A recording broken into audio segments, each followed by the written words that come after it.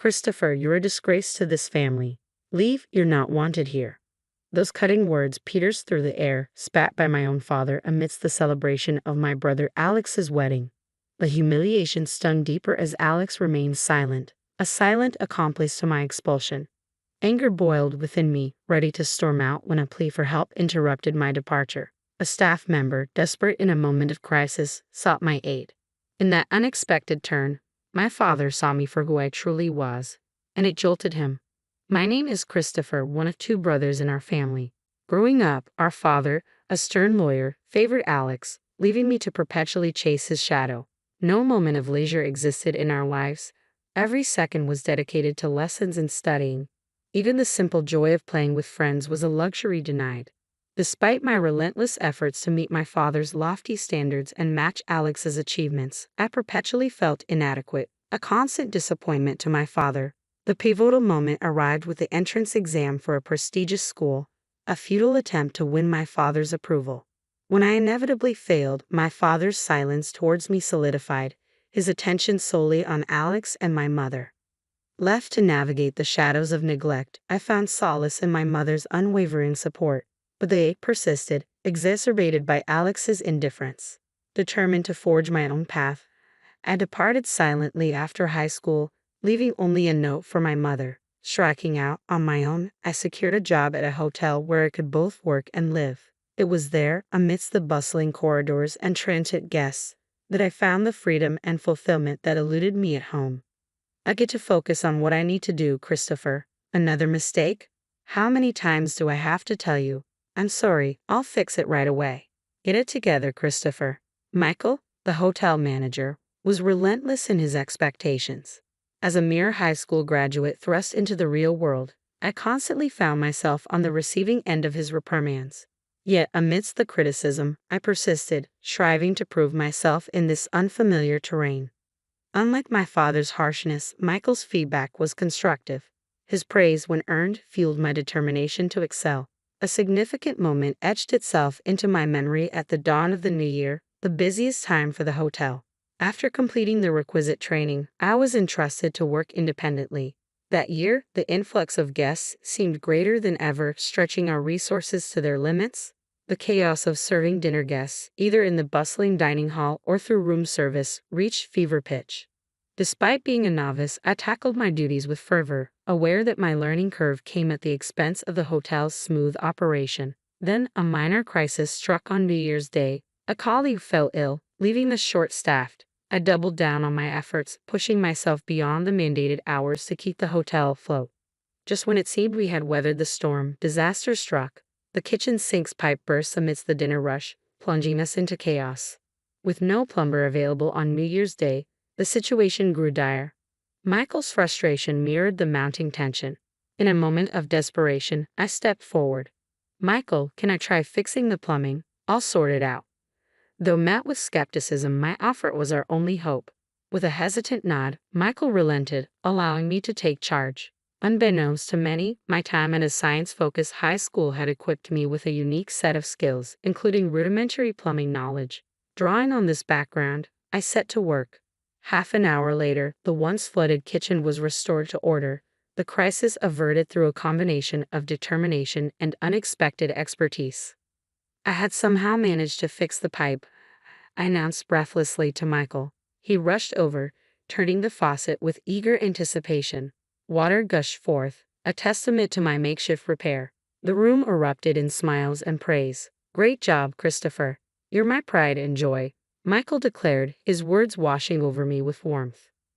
Growing up under Michael's guidance had been a revelation. Together, we navigated the challenges of New Year's Day at the hotel, emerging victorious. The sense of fulfillment I experienced that day left an indelible mark, shaping the person I am today.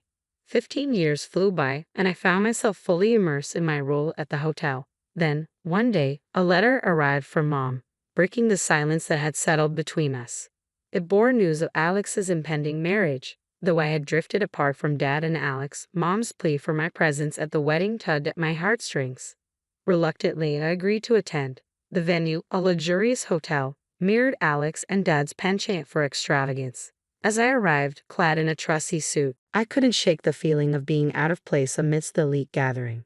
Perhaps Alex's bride, a woman of impeccable grace, was a product of Dad's networking or a strategic alliance. In the waiting room, surrounded by faces of high society, I found myself an outsider, observing from the periphery. With no one to engage, I became a silent observer, watching the intricate dance of privilege and power unfold before me. As I locked eyes with two familiar faces, a sense of unease settled within me. His expression was unmistakably displeased. Dad and Alex approached, their presence looming over me. "Why are you here?" Dad's voice, deep and commanding, echoed through the air, stirring memories long buried. "Is it so wrong to celebrate Alex's wedding?"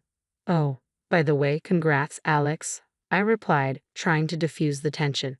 Alex's response was muted, his conflicted expression betraying the strain of our family dynamics. "What have you been up to all these years?" "No doubt some worthless job," and his words cut through the air like a knife, his disdain palpable. "Christopher, you shouldn't be here," he continued, his tone dripping with contempt. Mom rushed over, attempting to intercede. "Come on, Christopher is here to celebrate. No need to be so harsh," she pleaded, her desperation evident. But her efforts were futile, drowned out by Dad's unwavering judgment. "Enough, Mom," Dad asserted, his voice a thunderous decree. "Christopher, let me make this clear. You're a disgrace. I don't want you ruining Alex's celebration. Get out." Anger surged within me, fueled by years of neglect and rejection.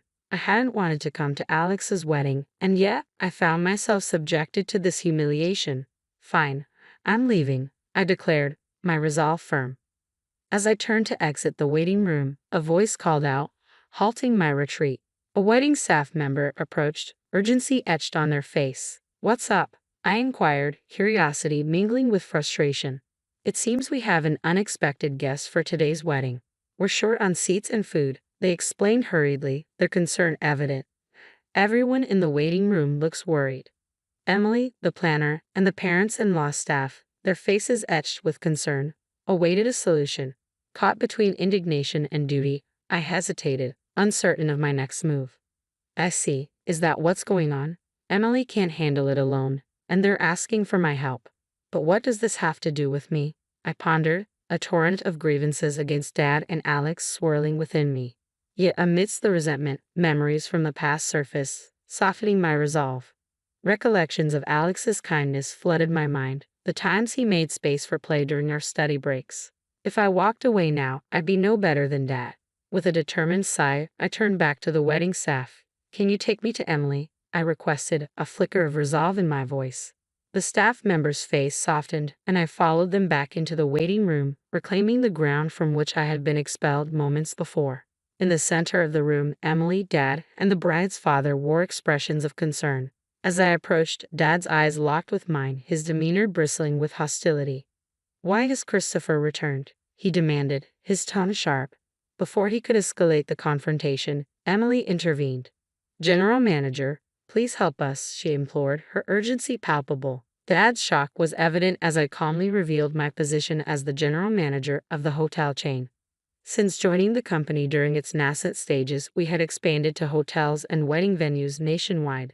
The very hotel we stood in was under my oversight. "I think I can handle this," I assured them, dismissing Dad's protests with a wave of my hand. "Dad, I'm busy right now. We'll talk later."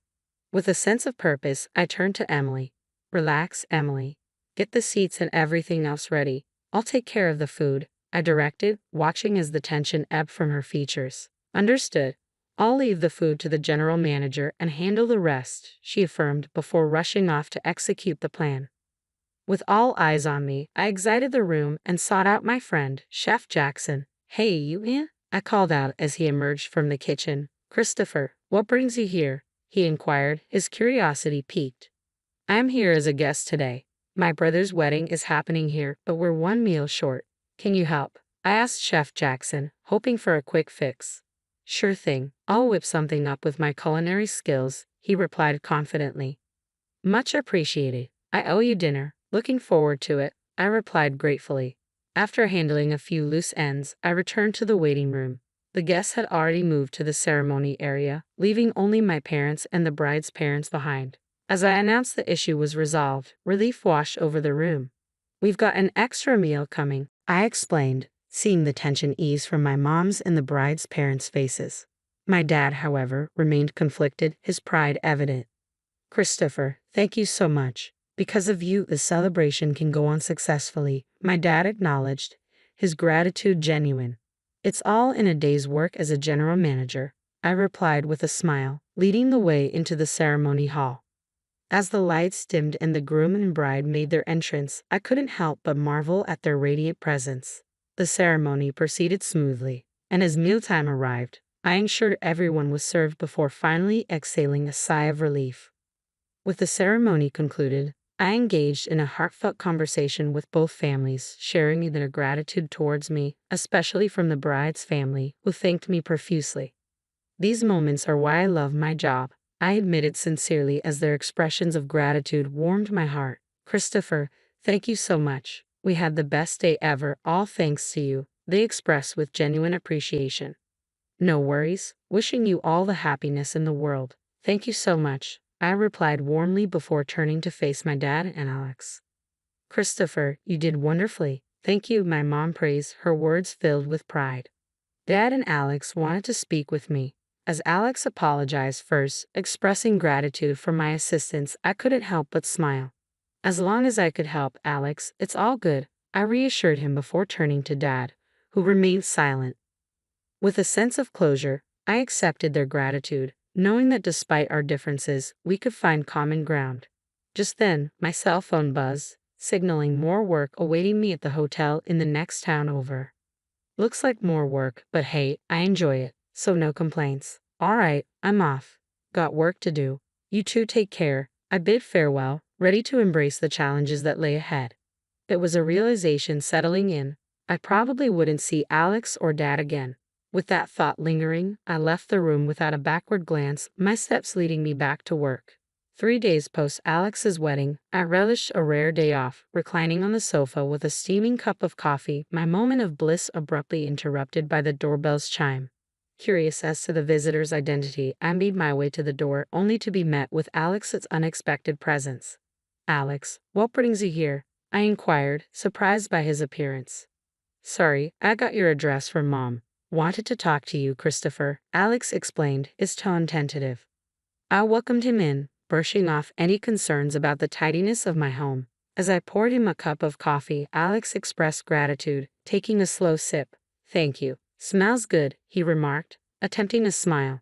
As we settled into conversation, Alex's demeanor shifted, his gaze unwavering as he broached the topic at hand. The next moment he apologized, I recalled, puzzled by his sudden change in tone. I'm really sorry for everything, he admitted, catching me off guard. Initially taken aback by his unexpected apology, I struggled to comprehend his motive for making the trip in person. Hey, it's alright, Alex, I reassured him, attempting to alleviate any tension. But Alex wasn't done yet.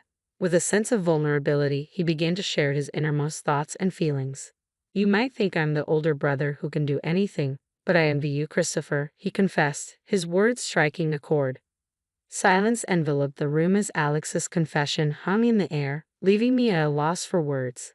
His admission took me by surprise, shattering preconceived notions and revealing a side of him I had never seen. I had no idea you felt that way, Alex, I admitted, a twinge of guilt gnawing at me as I processed his revelation. That's just it. It's not your fault, Christopher, Alex reassured me, his weak smile betraying a depth of emotion. In that moment, a sense of understanding washed over me, bridging the gap between us. Alex, I'm sorry. I never considered that you were struggling too, I confess, my own remorse surfacing. My brother's smile, though faint, spoke volumes. That's just it. It's not your fault, Christopher, he reassured me, his words echoing in the quiet room. With a newfound sense of empathy and connection, we found the words to express what had long been left unsaid, strengthening the bond between us. I think you've been through struggles I can't even imagine. I truly admire that. But I also want you to know about me, I confessed to Alex, feeling the weight of my words as they hung in the air. Taking a deep breath, I paused, gathering my thoughts before continuing. Alex listened intently, his silence encouraging me to share more. Breaking away from our parents and becoming independent wasn't easy either. The beginning was really tough, I admitted, recognizing the parallel struggles we both faced. It's true. We both have our share of hardships, Alex acknowledged, his response genuine. It was clear that he had more to say, but I found myself at a loss for words, unsure of how to offer guidance or reassurance. Unable to conjure up wise counsel, I spoke from the heart. To be honest, I think you should do what you really want to do, Alex, without worrying about Dad, I suggested, hoping to offer him some semblance of clarity amidst his inner turmoil. As Alex absorbed my words, a sense of relief washed over him. You're right, Christopher. You've helped clear up my inner turmoil. Thank you, he expressed, gratitude evident in his tone. No, thank you, Alex, for coming over, I replied sincerely, accompanying him to the door as he departed with a promise to return for coffee. A month later, a letter arrived from Alex, detailing his decision to leave behind his career as a lawyer in pursuit of his passion for glass craftsmanship. Despite facing disapproval from Dad, Alex found solace in the support of his wife and newfound motivation in his chosen path. As I reflected on Alex's journey and our evolving family dynamics, I couldn't help but feel a sense of pride in the bond between siblings. Lost in thought, the sound of my mobile phone's alarm jolted me back to reality, signaling the start of another day on the path I had chosen, in the job I had embraced.